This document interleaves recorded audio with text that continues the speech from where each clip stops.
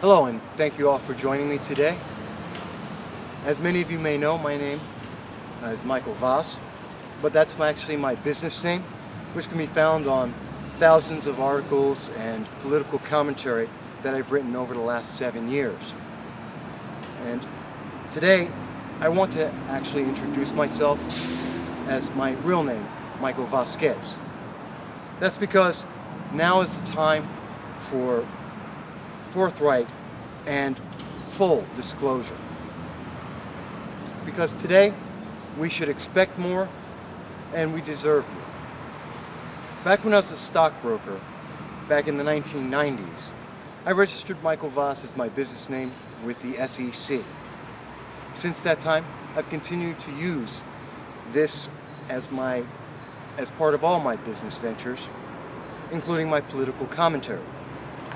But as you may know, writing about politics it stirs the emotions, and the internet is vast. And sometimes people react in less than savory ways. But even with the danger that can come from some of the extremes, I feel that today I want to give up that layer of protection for myself, because the voters in the New York 22nd District deserve to know who is speaking to them. Over nearly a decade, I've been actively reporting and following issues from the local to the international, and I've written literally tens of thousands of words conveying the problems facing this nation and the efforts of our elected officials to resolve them.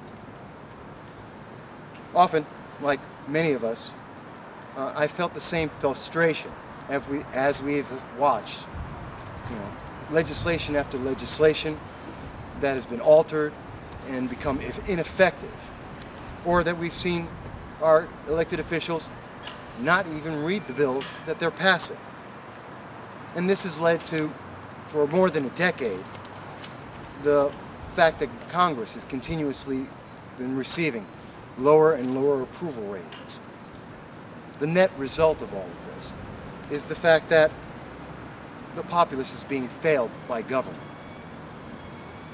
Like others in the news media and over the internet, I've made a great effort to convert the poly-speak that is common in the government and I've delved more than just into the 30-second sound bites that passed today for the explanations of what our elected officials are doing for us.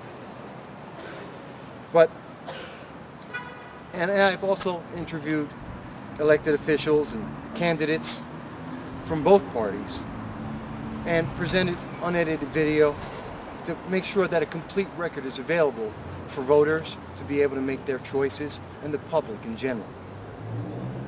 The hope was that this added attention could help to promote more accountability among the elected officials, but even with the full weight of the internet and the news media, government has continued to act without connection to the American people. It's because of this lack of connection, this inaction in Congress, and quite honestly, this ineptitude, that I first considered running for office.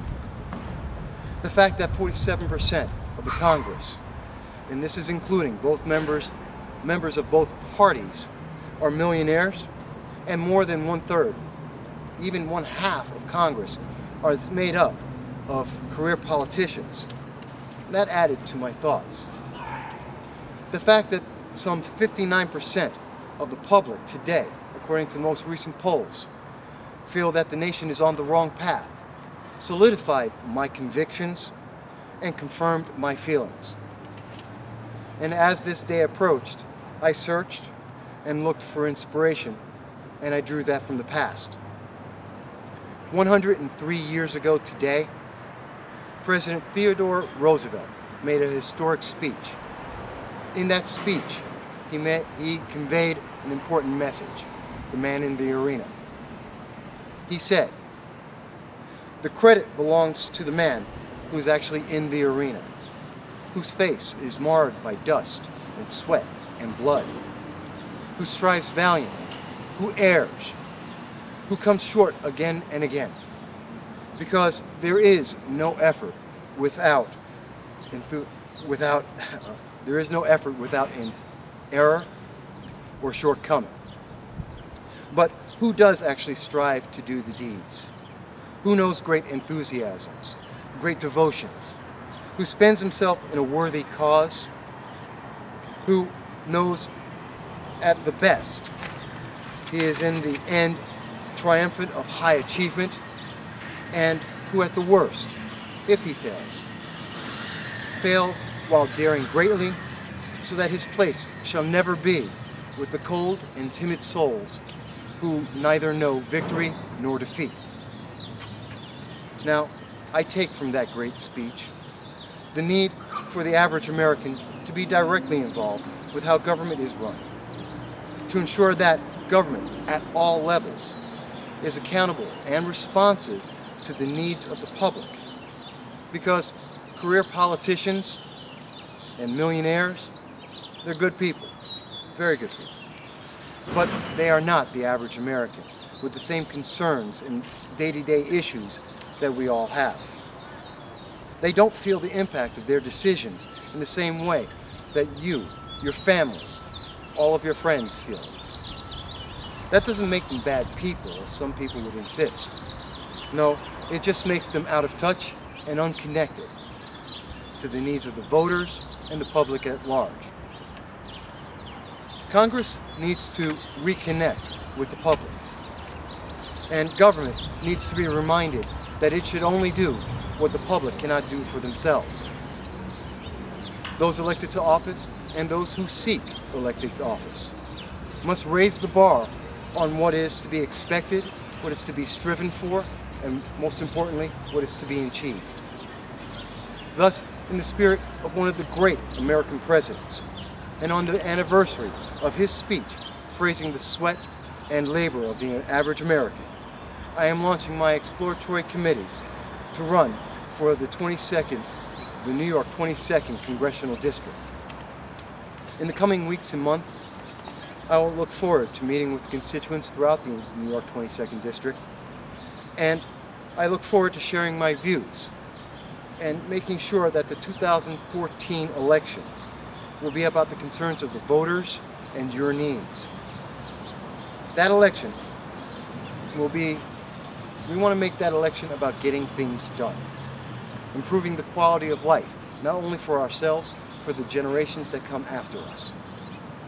For those that are interested to learn more about me, I suggest you can visit my website, which is http://exploratory.electmichaelvasquez.com.